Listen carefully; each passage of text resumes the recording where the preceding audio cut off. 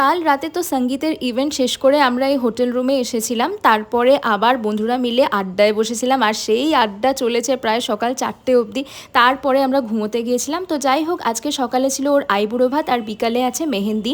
তো সেই জন্য আইবুড়ো ভাতের জন্য আমরা এখানে তাড়াতাড়ি রেডি হয়ে চলে গিয়েছিলাম, আর এখন করে নিচ্ছি একটা জমিয়ে লাঞ্চ, আইবুড়ো ভাত স্পেশাল লাঞ্চ। খাওয়া দাওয়া করে আমরা আবারও রুমে চলে এসেছি। এখন রেডি হব আমরা মেহেন্দি ইভেন্টের জন্য। তো সবাই আমরা এখানে একসাথে রেডি হয়ে নিলাম বন্ধুরা মিলে, আর তারপরে ওর বাড়িতে চলে গিয়েছিলাম আজকের ইভেন্টের জন্য। আমাদের রেডি হয়ে বেরোতে একটু লেট হয়ে গিয়েছিল, আর গিয়ে দেখলাম ওর ব্রাইডাল মেহেন্দি শুরু হয়ে গেছে, আর খুব সুন্দর করে করছে যে মেহেন্দি আর্টিস্ট ছিল। আর ওইদিকে আমরা আর মেহেন্দি কি করব, নাচ গান আড্ডায় একদম জমে উঠেছিল আজকের সন্ধেটা।